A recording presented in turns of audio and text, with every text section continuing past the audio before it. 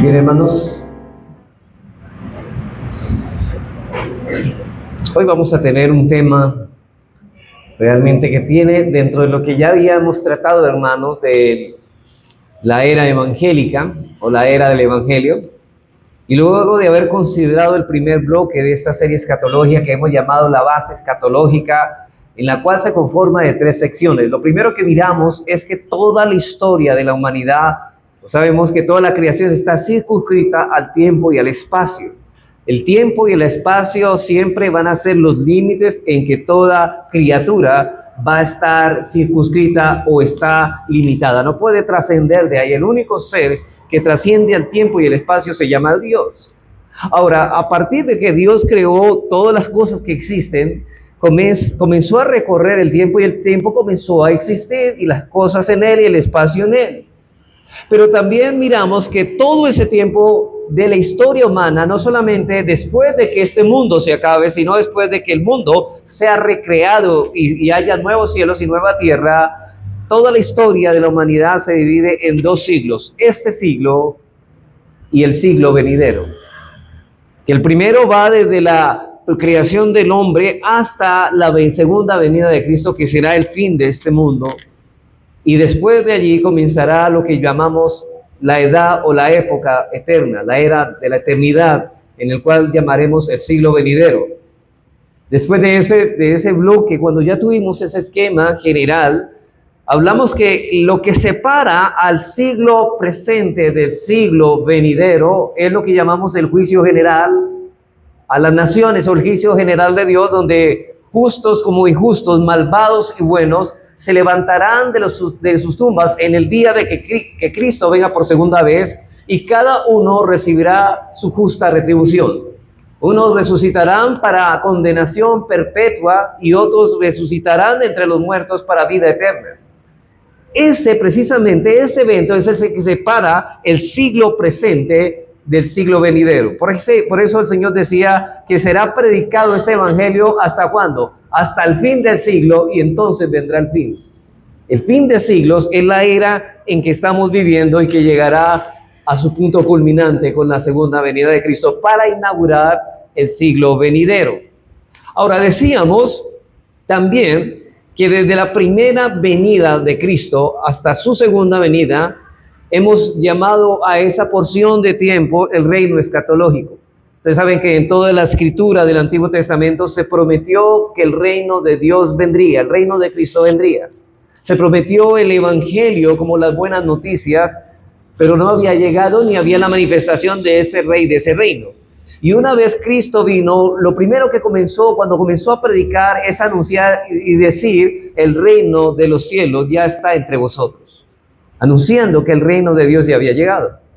A eso decíamos que el reino vino con la atadura de Satanás, es decir, Cristo venciendo al diablo en la cruz y atándolo por este tiempo hasta poco antes de su segunda venida, para que el evangelio pueda ser predicado. Y noten que en el Antiguo Testamento nunca el evangelio pudo ser predicado como lo es en la era evangélica, en ese tiempo que llamamos donde ha venido el reino escatológico.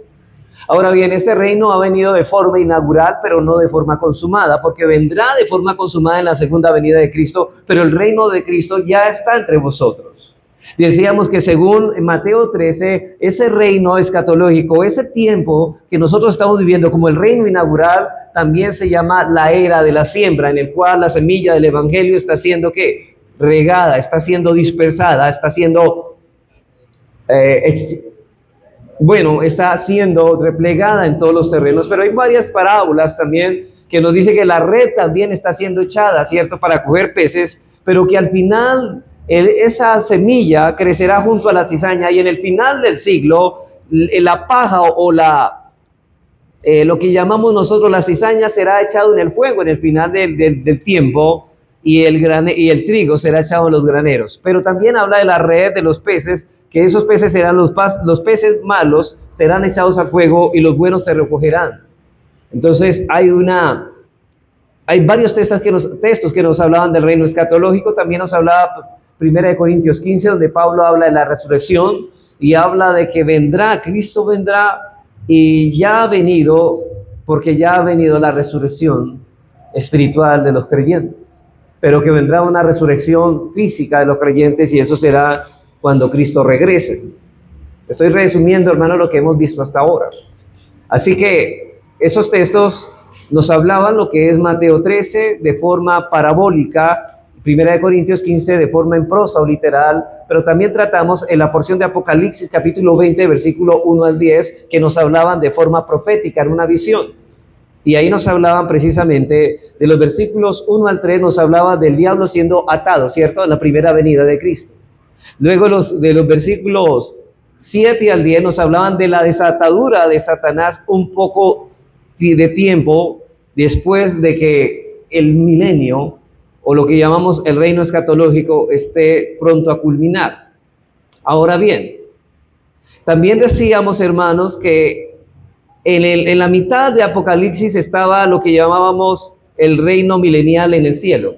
Del 1 al 3 y del 7 al 10 se llamaba el reino milenial en la tierra. ¿Ya estamos en el milenio? Sí, pero no es un tiempo literal de 1000 años, sino un tiempo simbólico en el cual estamos hablando de un tiempo determinado por la venida de Cristo y la persecución de la iglesia, lo que llamamos la gran tribulación.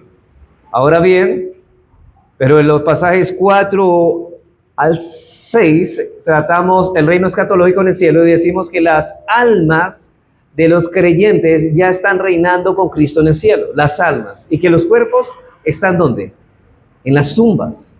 Ahora entendemos que eso la Biblia en teología se llama el estado intermedio de las almas. ¿Por qué le llamamos el estado intermedio? Porque es el estado intermedio entre esta vida y la vida venidera, o es decir, o el estado eterno. Unos eternamente irán al infierno y otros eternamente estarán con Cristo en los nuevos cielos y la nueva tierra, que será el nuevo cielo que la Biblia habla.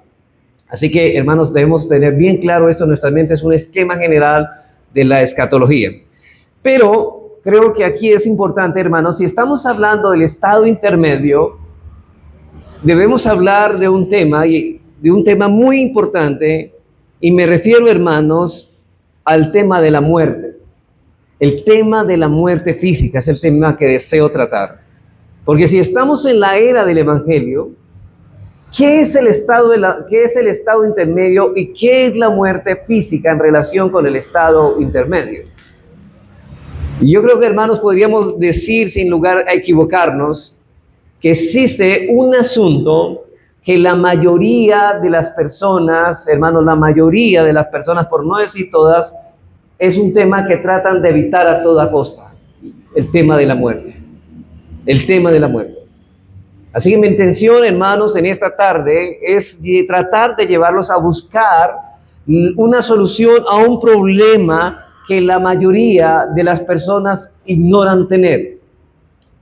Y es con respecto al tema de esta muerte física y al juicio al que toda la raza humana tendrá que compadecer algún día en la presencia de Dios. Esto no es de uno, es de todos. De hecho, hermanos, naturalmente ya tenemos dentro de nosotros un tribunal que se llama la conciencia, que nos acusa o nos defiende nuestros razonamientos. Todos nosotros sabemos que ese tribunal nos está diciendo que tarde o temprano tendremos que partir de este mundo para rendir cuentas a un juez supremo que nos ha legislado y nos ha puesto las obras de la ley en nuestros corazones. Una persona no puede tener la Biblia, pero solo el hecho de tener su conciencia le defiende o le acusa lo que hace. Hermanos, ustedes no sé si acuerdan la historia de Al Capone, el italiano de los licores, y resulta que él empezó a los 17, muy temprano, matando a la primera persona, y la primera vez que él cometió homicidio no durmió toda la noche. Varios días durmió con su conciencia acusándole. Y él trataba de evadir la voz de su conciencia. Así que decidió refugiarse un poco en el alcohol o las drogas. Quizás era un anestesiante para evadir la realidad que tenía que enfrentar por la acusación de la conciencia diaria o momentánea. Lo cierto es que él dice que cometió el segundo asesinato y ya la conciencia sentía o se hacía más insensible ante tal acusación que le hacía. Y así mató el segundo, el tercero, el cuarto, hasta que su conciencia fue cautivada, fue llevada a una cauterización, a una insensibilidad que no comenzó a acusarle, y él ya se sentía que no estaba haciendo nada malo cuando eliminaba o le quitaba la vida a otra persona.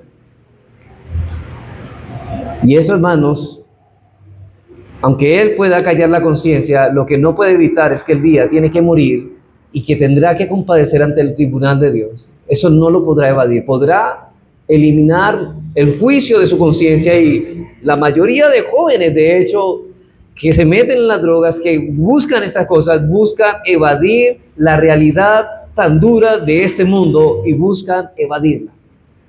Porque ellos saben que tienen una responsabilidad grande para ese día del juicio. Está establecido para el hombre que muera una sola vez y luego el juicio.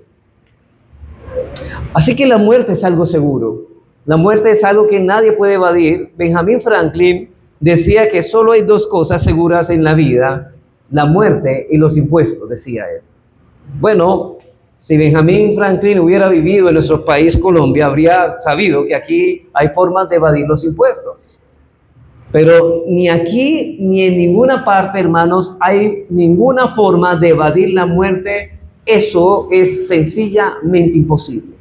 Nadie puede burlarse de la muerte, nadie puede evadir esta triste y penosa realidad. La triste y dolorosa realidad de que debes saber es que todo el que nace se va a morir, y todos nacemos con una fecha de caducidad. El problema es que no sabemos cuándo esa fecha expira. Lo único que nos separa de la muerte, ¿sabe qué es? Un tiempo que no sabemos. Es el tiempo.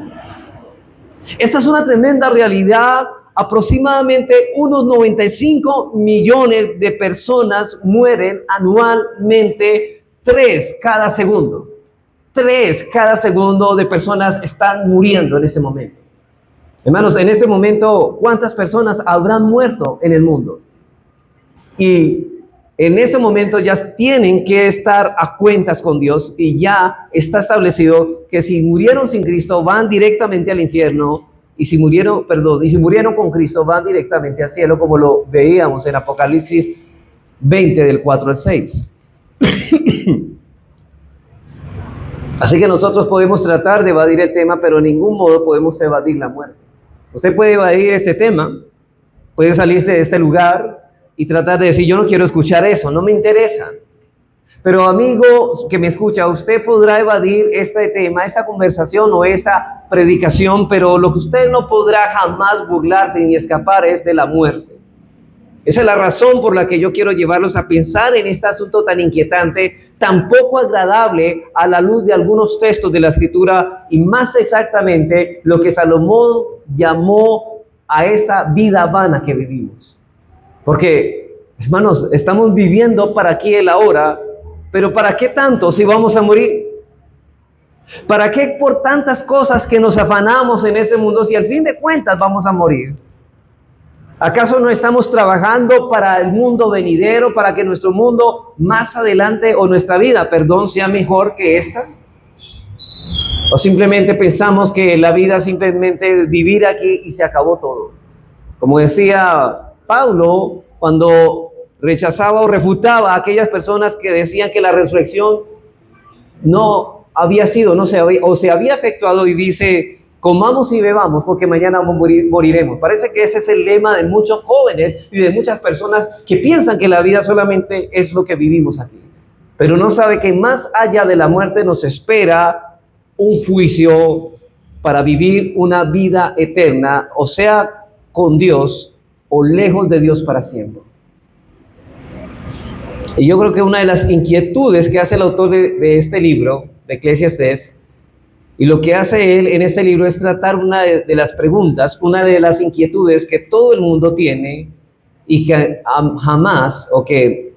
más ha preocupado a los hombres a través de la historia de la humanidad, es la siguiente: ¿cuál es el propósito de la vida humana en este mundo? ¿Por qué yo estoy en este mundo? ¿O para qué estoy en este mundo? Jóvenes, usted se pregunta, quizá en medio de tantas aflicciones y dolor, ¿para qué Dios me dio la vida? ¿Para qué yo nací? Quizás es la pregunta. Pero eso es la misma pregunta que Salomón hace en este libro de Eclesiastés. En un mundo en que tenemos que vivir tantas injusticias, tantas adversidades, tanta incertidumbre y luego de eso la muerte.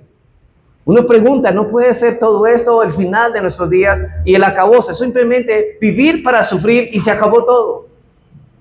Hermanos, esto nos debe llevar a pensar de qué sirven nuestros logros o nuestros esfuerzos o cómo nos comportamos y al final de cuentas todos vamos a tener que morir, no importa cómo hayamos vivido. Y la respuesta, hermanos, que nos da el autor de Eclesiastés es que si nos limitamos a considerar únicamente la vida en este mundo, aquí y ahora, debajo del sol, no tenemos otra opción que concluir que esta vida es tremendamente una desgracia. Hermanos, si esta es la única vida que existe, realmente la vida es una tremenda desgracia. Por eso dice él en Eclesiastés, hermanos, ahí en el texto, en el capítulo 1 dice, palabras del predicador, hijo de David, rey de Jerusalén. Y note lo que dice él, vanidad de vanidades. Dijo el predicador, vanidad de vanidades, todo es ¿qué? Vanidad, todo es sin sentido, todo es vacío. ¿Qué provecho tiene el hombre de todo su trabajo aunque se afana debajo del sol? ¿De qué le sirve a aquel hombre, hermano, que se preparó en la medicina y en todas las ramas de esa profesión y escaló en lo más profundo o en lo más alto de esta carrera y su alma terminó en una tumba igual que aquel que no ejerció ninguna profesión o que se dedicó a otra cosa más vil en este mundo y los dos terminaron en el mismo hoyo? Noten ahí el énfasis. Dice, ¿qué provecho tiene el hombre de todo su trabajo con que se afana debajo del sol? No es simplemente el trabajo, no es simplemente la vida, es la vida contemplada únicamente debajo del sol. Si no existen, hermanos, si no existe nada más allá de la muerte, si esto es así, dice el autor de Eclesiastés, esa vida no tiene sentido. Vanidad de vanidades, todo es vanidad. Y ese término hebreo también se repite 36 veces en el libro de Eclesiastés. Dice, ese término significa inutilidad, vapor, niebla, algo que se desvanece rápidamente y no deja rastro. Otra versión de la Biblia tradujo esta expresión como lo más absurdo de todo lo absurdo. Frustraciones, todo es frustración. Otra Biblia lo traduce así. Y Eclesiastés 1:14 llama a un correr tras el viento. Eso sería nuestra vida si todo lo que tuviéramos fuera esta vida. La mayoría, hermanos, de ustedes van a estar de acuerdo conmigo en que vivir en este mundo tiene sus encantos, pero también tiene un montón de problemas y al final nos vamos a morir de todos modos. De todos modos nos vamos a morir, tanto el rico como el pobre, tanto el niño como el adulto. No existe, hermanos, límite para la muerte. No hay nadie que pueda ser exceptuado de eso. La muerte es como un fantasma, una sombra que nos sigue a lo largo de toda nuestra existencia. Desde el mismo momento que nacemos, comenzamos a envejecer y tan pronto nacemos, empezamos a morir. Y no importa lo saludable que estemos, no importa la etapa de vida en que estemos, sean niños o jóvenes, ustedes niños y jóvenes, presten atención a lo que estamos diciendo aquí, porque para usted no es la excepción la muerte. Puede ser una persona decente, puede ser una persona abiertamente inmoral. Lo cierto es que todos nos podemos morir en cualquier momento. En cualquier momento. Dice en Eclesiastés 9:2, dice, todo acontece de la misma manera a todos. Un mismo suceso ocurre al injusto y al impío, al bueno, al limpio y al no limpio, al que sacrifica y al que no sacrifica, como al bueno, así al que peca, al que jura, como al que teme el juramento. Hermanos, ninguno de nosotros puede estar seguro de que mañana verá la luz del sol. Por cierto, hermanos, ninguno de ustedes puede estar seguro, completamente seguro, de que mañana va a llegar vivo a su casa, quizá cuando salga de este culto. No podemos estar seguros de esto. Entonces, si esa es la realidad, yo me pregunto, ¿cómo es entonces que debemos vivir entonces? ¿Acaso no debemos tomar en cuenta esta realidad? Estoy hablando algo que no es real, algo que realmente todos sabemos que es así, pero queremos evadir que eso es así. Sabemos que es así, pero queremos no pensar en esto. Salomón se preguntó, y él se planteó esta cuestión y pensó que una buena forma de emplear su tiempo era esta. Dice, adquiriendo conocimiento. Él pensó eso. Salomón ha pasado a la historia como uno de los hombres más sabios de la antigüedad, pero la búsqueda del conocimiento no calmó la angustia del corazón. Su corazón siguió inquieto y turbado. Después de un tiempo de estar investigando, de llenar su mente de información, Salomón también llegó a la conclusión de que eso también es vano y de que eso es vanidad. Eso también es aflicción de espíritu, dice él. Lo torcido no se puede enderezar, Eclesiastés 1:15. Y lo incompleto no puede contarse. Mientras más conocimiento posee un hombre, más apercibido estará de las cosas que andan torcidos o torcidas en este mundo caído. Hermanos, hay muchas cosas que están torcidas y van a continuar torcidas. No importa quién ganó las elecciones del año 2022, hay muchas cosas en este mundo que están torcidas y hay cosas que van a continuar torcidas y hay muchas cosas de este mundo que nosotros no podemos controlar y muchas nos afectan a nosotros directa o indirectamente. El conocimiento y la experiencia por sí solos no son suficientes, hermanos, para manejar esta dificultad. Aparte de que no importa qué tanto aprendas, siempre hay un universo amplísimo de conocimiento que no vamos a alcanzar siquiera. Hermanos, nadie puede llegar a decir, ya lo conozco todo, ya lo sé todo. Ningún hombre. Siempre descubrirá que cuando aprende algo, hay miles de preguntas que se abren a su paso. Y claro, hermanos, no es que Salomón esté diciendo que esté en contra del conocimiento en sí mismo. Lo que él está diciendo en este libro es que si todo lo que tenemos en esta vida presente, debajo del sol, es la adquisición del conocimiento, no resuelve el problema de lo absurdo que esto es por completo. No lo resuelve.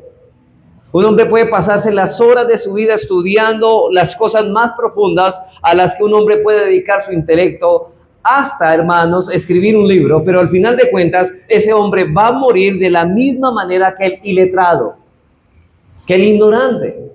Él dirá, pero al menos dejaré un legado para las futuras generaciones. Bien por él, pero ¿de qué le sirve si va a morir?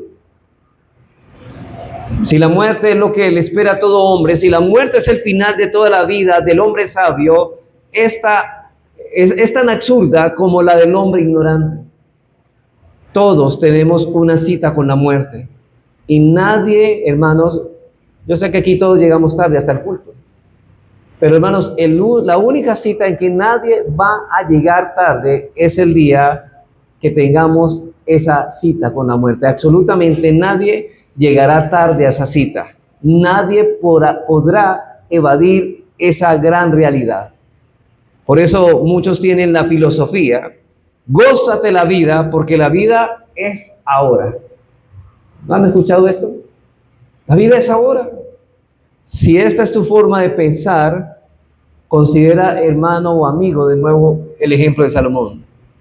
Siendo rey de Jerusalén, este hombre era inmensamente rico y con muchas oportunidades de obtener todo lo que él quisiera. Todo. Y él dice que se dio a los placeres de todas las cosas de esa vida.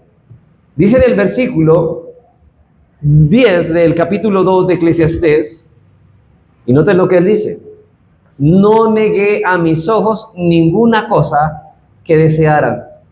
Todas las cosas que sus ojos apreciaron atractivas, ¿de qué hizo? Las disfrutó, las compró para sí.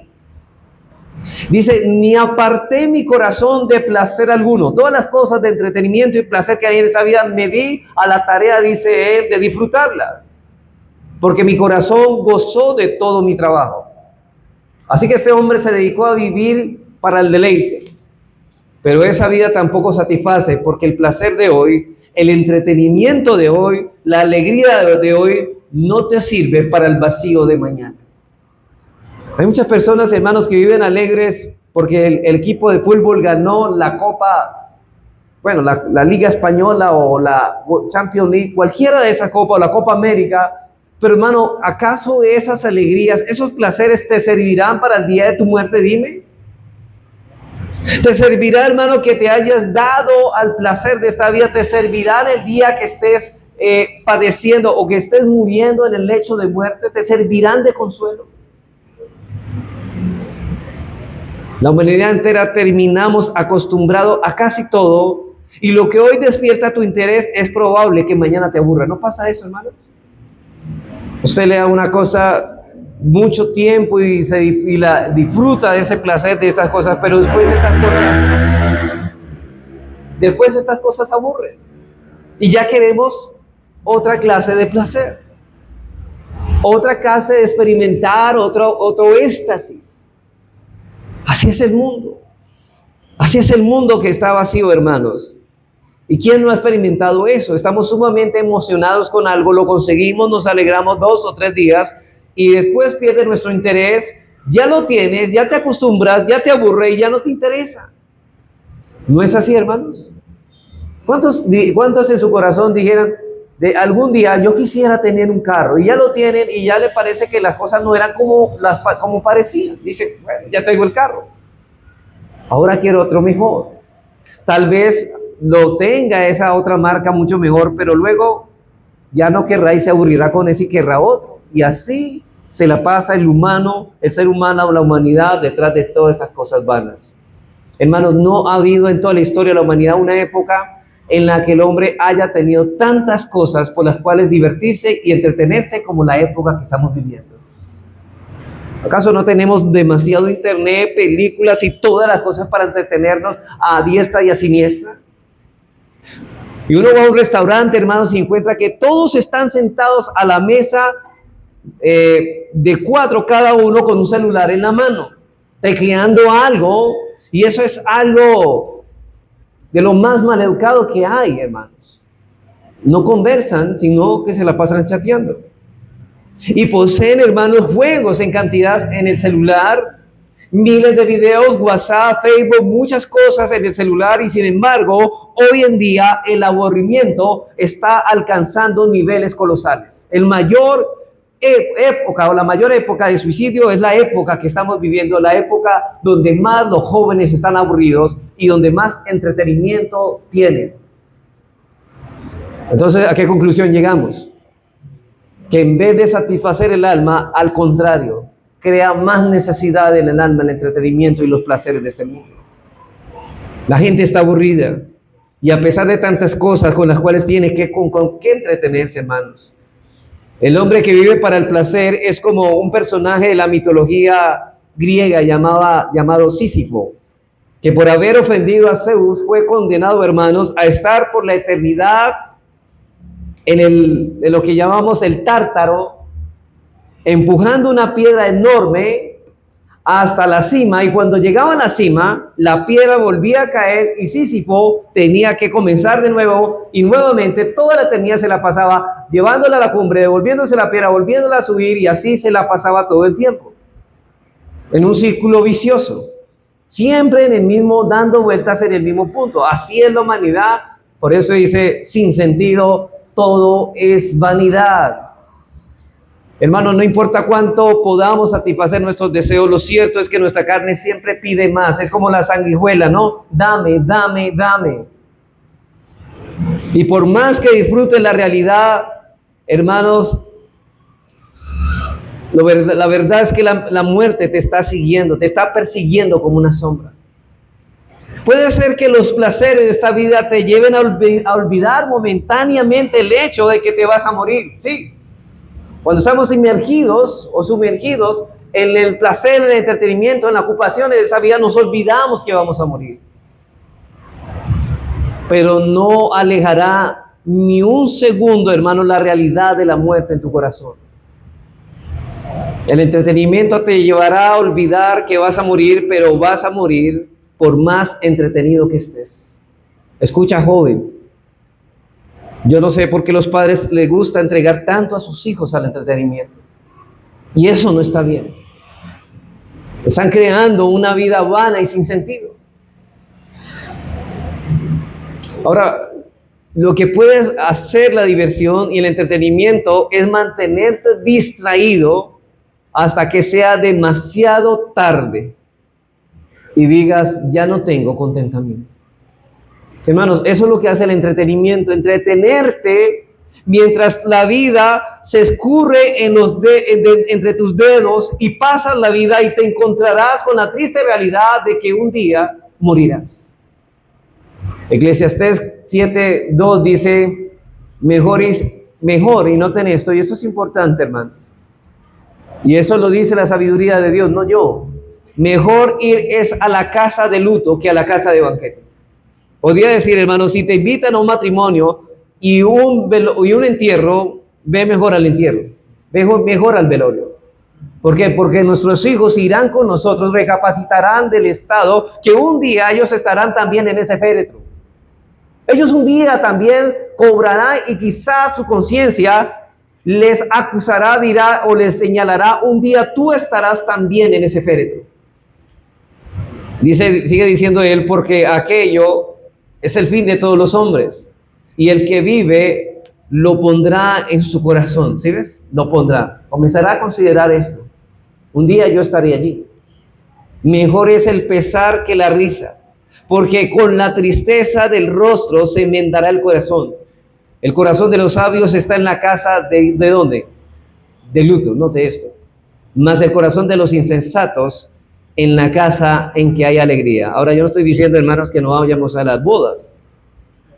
Pero, hermanos, estoy diciendo que deberíamos no perder de vista que esos lugares son importantes para que nuestros hijos piensen, para que nuestros hijos consideren su vida. La filosofía, hermanos, en este mundo, para su propia desgracia, es lo que decía el cantante Frank Sinatra, a mi manera. Yo quiero déjenme vivir mi vida a mi manera. Y esa es la bandera que levanta todo el impío. Debo vivir a mi manera, y aunque esto suena muy placentero, hermanos, pero lo cierto es que estas personas caminan rumbo a perdición y destrucción, y si usted vive a su manera, usted terminará en el infierno. No es a la manera de nosotros que debemos vivir. No es a la manera del mundo, ni de nuestro malvado corazón que debemos seguir sus criterios. Engañoso es el corazón más que todas las cosas. Y en Lucas, hermanos, el Señor Jesucristo relata una parábola que gira alrededor de un hombre próspero. Un hombre que había tenido muchos éxitos en sus negocios. Hermanos, un hombre que podía gastar y gastar y gastar y nunca se le iba a acabar la fortuna que había acaudalado. Y ese hombre llega el momento de tanto trabajar y dice, bueno, le dice a su alma, alma mía, disfruta de todo lo que has acumulado. ¿Y sabe qué le dice Cristo? ¿Qué le dice Cristo a este hombre? Le dice que esta noche, dijo el Señor, necio, esta noche vienen a pedirte tu alma, y lo que has provisto, ¿de quién será? Así que el que hace para sí tesoro y no es rico para con Dios. Así es el que hace para sí tesoro y no es rico para con Dios. Yo te pregunto en esta tarde, ¿usted está viviendo para la gloria del Señor o para su propio deleite y sus placeres? Porque si usted vive a su manera y deleitándose en lo que su carne quiere, usted va rumbo al infierno. La muerte es la entrada al lugar de tormento eterno. Es muy humillante, hermanos, que alguien nos tenga por necios. Es humillante. Pero cuando ese veredicto viene en la boca de Dios, el asunto es mucho más serio todavía. Y necio es la persona que perdió el tiempo haciendo muchas cosas en esta vida, y lo más precioso se perdió, su alma. Lo más precioso no son las riquezas. ¿De qué le sirve al hombre ganar todo el mundo si perdiere su alma? Sí, Esta persona piensa es que de algo tenemos que vivir. Pero tú no fuiste creado para vivir como quieras, sino conforme a la voluntad de Dios para glorificar y santificar su nombre. Y si no estás viviendo así, permítame decirte que tú estás caminando rumbo a las llamas eternas del infierno. No hay otro lugar. Y lo que está diciendo el Señor en Lucas 12 es que para Dios no hay mayor necesidad que llegar el momento de encontrarse con Él y llegar el momento de partir de ese mundo sin estar debidamente preparado. Dios declara que no hay mayor necesidad que esa. De hecho, la palabra es ser tonto. Una persona tonta es la persona que piensa que está viviendo bien cuando realmente se conduce a un lugar terrible y sin retorno. Y es precisamente hacia allí que nos lleva el autor de Eclesiastés al final del libro. Hermanos, sus propósitos no es llevarnos a tener una perspectiva pesimista, una perspectiva de la cínica de la vida. De hecho, es interesante ver cómo el libro de Eclesiastés repite una y otra vez que nosotros debemos aprender a disfrutar de los deleites legítimamente o legítimos que Dios nos ha provisto. Dios no nos prohíbe eso. Dios quiere que nosotros disfrutemos la vida. Dios no es una fiestas universal, no, Él quiere que disfrutemos de las cosas. Pero siempre recordando que las cosas que hacemos en el tiempo van a repercutir para la eternidad. Van a repercutir. Eclesiastés 2:24 dice: no hay cosa mejor para el hombre, sino que come y beba, y que su alma se alegre en su trabajo. También he visto que esto es de la mano de Dios. El autor de Eclesiastés, el mismo que dice vanidad de vanidades, dijo en Eclesiastés 3:22: así pues he visto que no hay cosa mejor para el hombre que alegrarse de en su trabajo, porque esta es su parte. Y más adelante en 9:9 de Eclesiastés, 9:9 dice: goza de la vida con la mujer que amas. Todos los días de la vida, y esa mujer que ama obviamente la esposa, ¿no? Todos los días de la vida de tu vanidad que te son dados debajo del sol. Todos los días de tu vanidad, porque esta es tu parte en la vida, y en tu trabajo con que te afanas debajo del sol. Y adelante hacer un poquito en capítulo 11,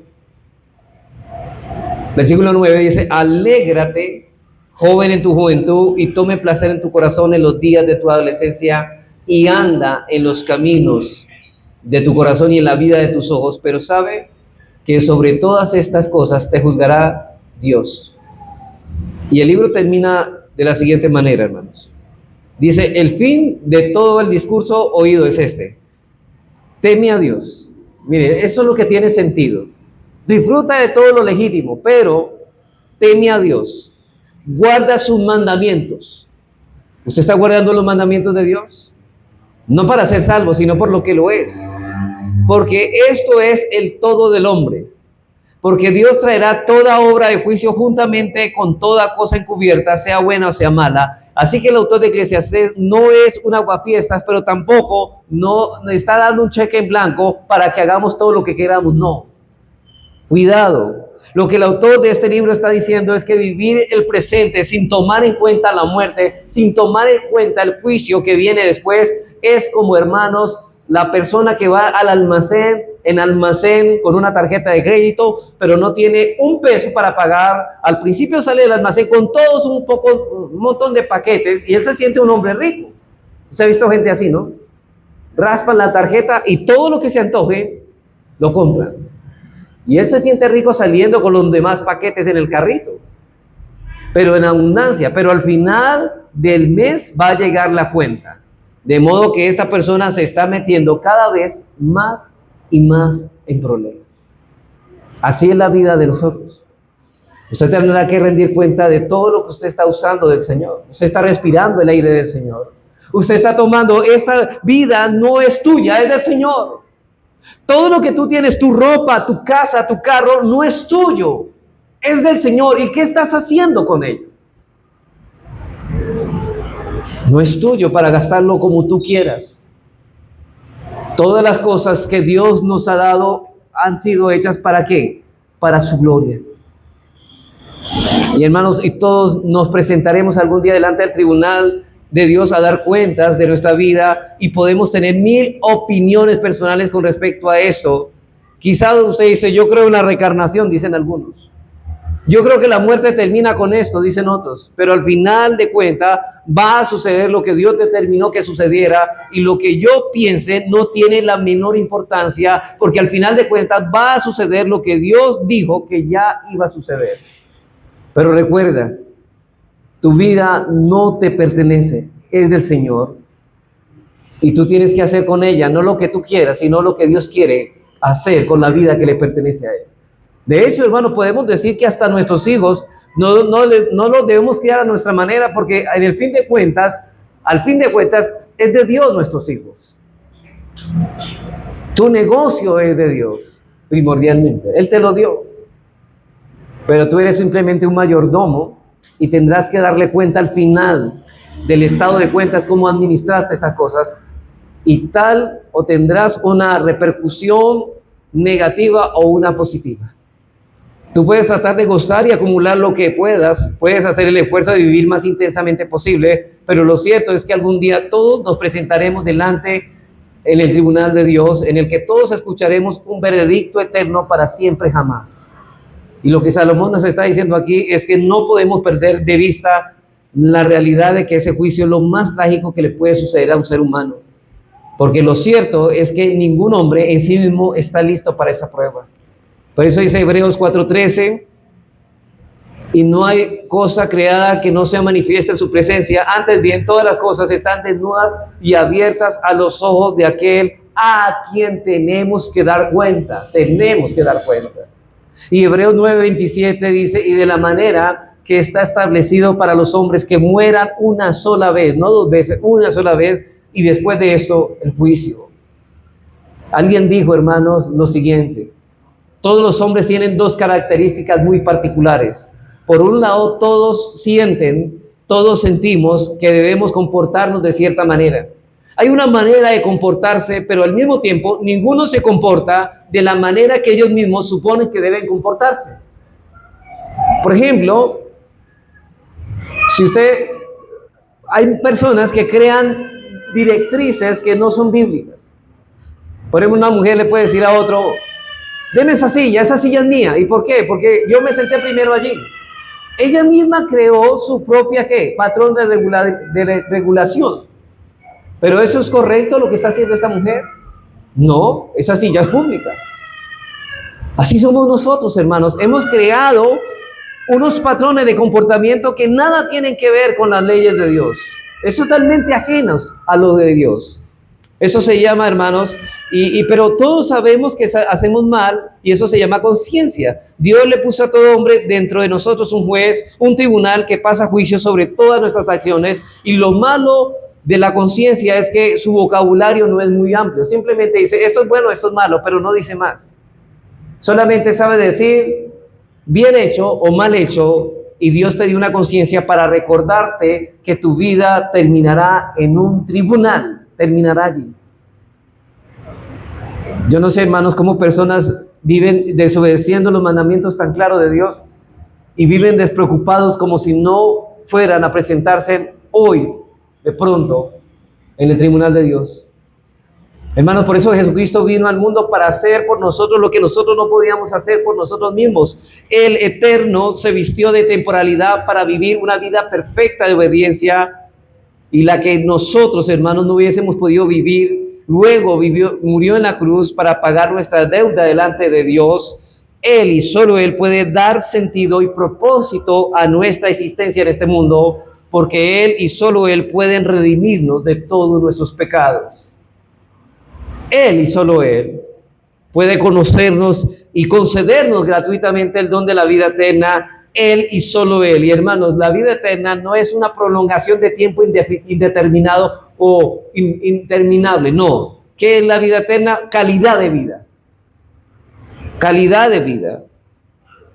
Por eso dice en Juan 6:35, en el discurso del pan de vida, Jesús les dijo, yo soy el pan de vida, el que a mí viene nunca tendrá hambre y el que en mí cree no tendrá sed jamás.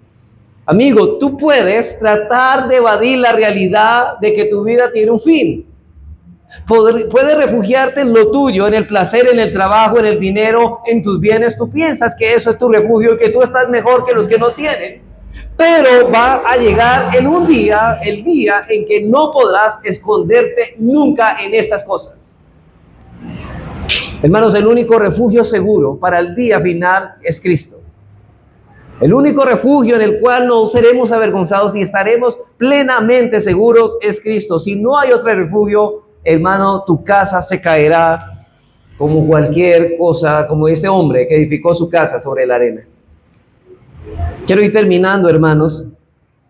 Quiero leer la breve historia de León Tolstoy, una historia que se llama ¿Cuánta tierra necesita un hombre? Yo sé que ustedes la han escuchado mucho, pero es bueno, hermanos, tratarla con respecto a esto. Cuenta la historia de un hombre llamado Pajón, quien pensaba en que lo único que necesitaba era tener más tierras, y pensaba dentro de sí con suspiros que si tendría muchas tierras no le tendría miedo a nada. Pajón oyó que uno de sus vecinos compraría una gran parte en efectivo por adelantado y que dentro de un año pagaría lo siguiente. Después de consultar con su esposa la necesidad de una tierra que tenía, no es que lo tuvieran, él pensaba que necesitaba, pero él quería más tierras. Después de consultar con su esposa la necesidad de una tierra que tenía, empezaron juntos y con el ahorro más un préstamo a su cuñado fueron y con un apretón de manos y el documento ya tenían, hermanos, una granja de 16 hectáreas con un poco de bosque. Pajón tenía su propia tierra y pidió semillas prestadas y luego un año pudo liquidar sus deudas. Luego, pasado el tiempo, un viajero le habló de unas tierras mejores al otro lado del Volga. Así que después de comprobar que esto fuera cierto, vendió todas sus propiedades y partió hacia aquel lugar. Ese hombre como que no se llenaba, no se satisfacía con lo que tenía. Y allí Pajón compró 50 hectáreas. Después de tener 16, ya pasó a comprar 50 hectáreas. En campos divididos donde construyó edificios y compró ganado y era ahora 10 veces más rico que antes. Pero Pajón quería sembrar más trigo, pero al no tener las tierras suficientes, decidió rentar más tierra por un año y obtuvo una buena cosecha, pero las tierras estaban muy lejos. Pasaron 3 años y aunque le iba muy bien, no se sentía conforme, ya que las tierras no eran suyas. O sea, después de 16, 50, pero ya no, y alquiló unas y ahorita quería más. Así que un rentista con el que intentaba negociar unos terrenos le dijo que había comprado 1,350 hectáreas por solo 1,000 rublos en las lejanas tierras de los básquires. Y para poder él también solo tenía que hacerse amigo del jefe, regalándole algunos presentes. Además le dijo el negociante que hay más tierras que todas las que pudieras cubrir si caminares durante un año y todo le pertenece a los básquires. Ahora, sí pensó Pajón, con 1,000 rublos, ¿por qué habría de tener nada más 121 hectáreas? ¿Y cómo por si fuera poco llenarme de deudas? Si lo llevo allá podré tener 10 veces más por el dinero. Así que Pajón hizo todo lo que el rentista le dijo y dio grandes regalos a los básquires y le dijo que tenía que comprar tierras. El jefe de los básquires le dijo que solo lo que tenía que dar son 1,000 rublos y todo lo que pisara ese día era suyo. Pajón estaba impresionado y dijo, pero en un día yo puedo cubrir mucho terreno. Dijo el jefe y se rió y dijo, será tuyo entonces. Dijo, solo hay una condición. Si no regresas el mismo día al lugar de donde partiste, pierdes tu dinero. Y Pajón se preguntó, ¿cómo marcaría su territorio? Y el jefe le dijo que hiciera hoyos las veces que necesitaba. O sea, para marcar los terrenos que iba caminando en el transcurso de ese día. Pajón, emocionado, decidió salir en la mañana siguiente y se fue a dormir en la cama en la cual él había acomodado. Pajón permaneció toda la noche pensando en todo lo que haría con sus tierras, solo un rato ante el alba. Ya ni siquiera había recorrido, ya estaba pensando cómo las iba a disfrutar. Al amanecer y al llegar, el jefe se acercó a Pajón y le dijo: toma lo que quieras. Los ojos de Pajón brillaron y todo el suelo era virgen, y el jefe puso su gorro como punto de partida, donde debió arrancar Pajón. Y Pajón sacó su dinero y lo puso encima y partió, y durante un momento consideró por dónde iniciar. Todo era tentador, pero no le dio mucha importancia para no perder tiempo. Además, toda la tierra era buena, y Pajón empezó a cavar unos 1000 metros y cavó un hoyo y amontonó pasto para que sea más visible. Siguió caminando y marcando las millas, pero se sintió cansado y decidió descansar. Tomó agua, pan, pero no se recostó para no quedarse dormido. Siguió caminando pensando en que importaba sufrir 1 hora si tendría toda la vida por delante.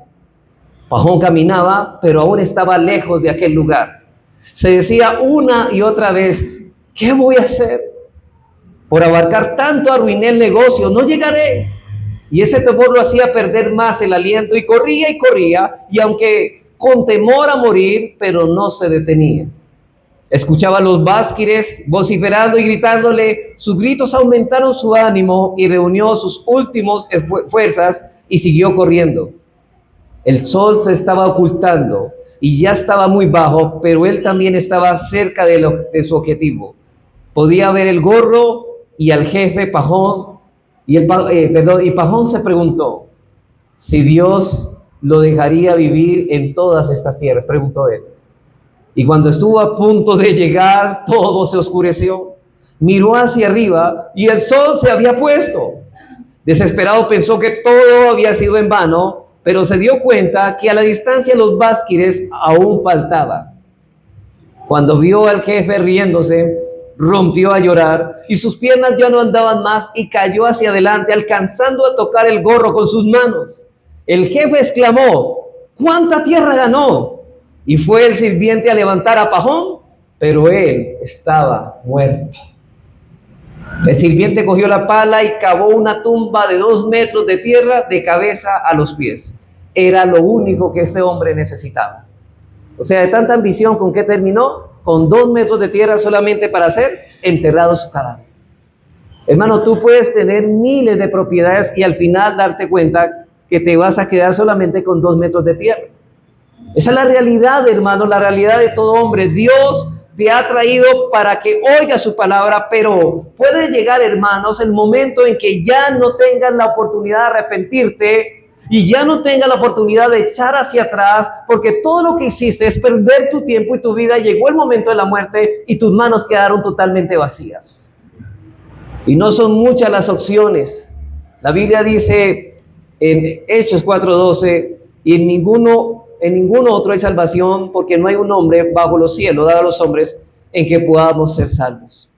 Así que vanidad de vanidades, todo es vanidad. Y cuando Cristo no es el centro de tu existencia, esta es la importancia de tener a Cristo, hermanos, porque todos necesitamos a Cristo como nuestro Salvador. Y si no tenemos a Cristo, hermanos, no tenemos todo. No tenemos nada absolutamente. Pero si tenemos a Cristo, lo tenemos absolutamente todo. Así que Dios nos ayude, hermanos.